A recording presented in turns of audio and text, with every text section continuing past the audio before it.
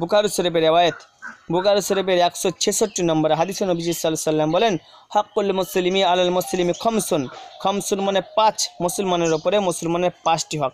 নবীজি সাল্লাল্লাহু আলাইহি সাল্লাম বলেছেন, রদ্দু সালাম ওয়া ইয়াদাতুল মারিজ ওয়া তিবাউল জানাইজ ওয়া ইজাবাতুদ দাওয়া ওয়া তাসমিতুল আতিস আও কামা ক্বালা আলাইহিস সালাতু ওয়াস সালাম।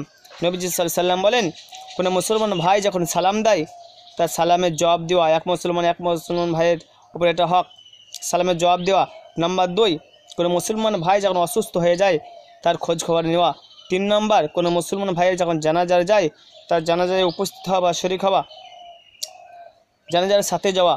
নাম্বার 4, কোনো মুসলমান ভাই যখন দাওয়াত দেয় তার দাওয়াত কবুল করা।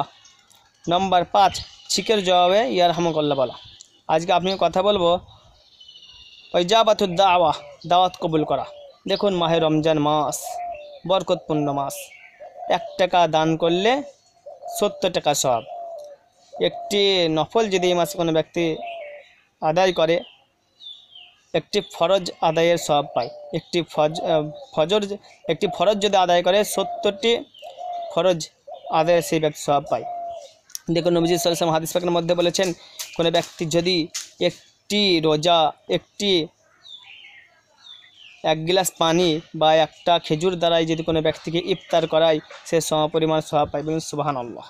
দেখুন, আমরা অনেক ব্যক্তি রয়েছি, অনেক মেহনত করে কষ্ট করে টাকা জমিয়ে ইফতার দিই, মসজিদে সকলকে দাওয়াত দিই, তো আমরা অনেকে দাওয়াত কবুল করতে চাই না। এটা সম্পূর্ণ ঠিক নয়, একেবারেই ঠিক নয়। অবশ্যই আপনি জানেন না যদি হারাম হয়, যদি দেখা যাচ্ছে সুদের টাকা বা হারাম টাকা দিয়ে ইফতার দিচ্ছে, অবশ্যই আপনি জানেন না। সমস্ত উলামা একরাম মানা করবে, আমি তোমাদের ছাত্র মাত্র।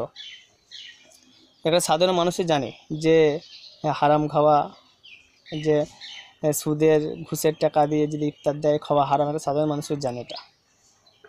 তবে হালাল টাকা দিয়ে যদি ইফতার দেয়, অবশ্যই আপনাকে যেতে হবে। দাওয়াত যে দেয়, দাওয়াত কবুল করা, দাওয়াত খাওয়া অবশ্যই সুন্নাত।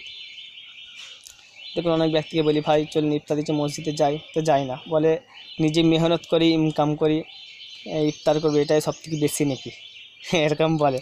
তো যে জন্য নবী সাল্লাল্লাহু আলাইহি ওয়াসাল্লাম হাদিসে বললেন, ওই ইজাবাতুদ দাওয়া, দাওয়াত কবুল করা, এক মুসলমানের হক, এটা যে নবী সাল্লাল্লাহু আলাইহি ওয়াসাল্লাম সুন্নাত, তো এটা তো আপনি মানলেন না।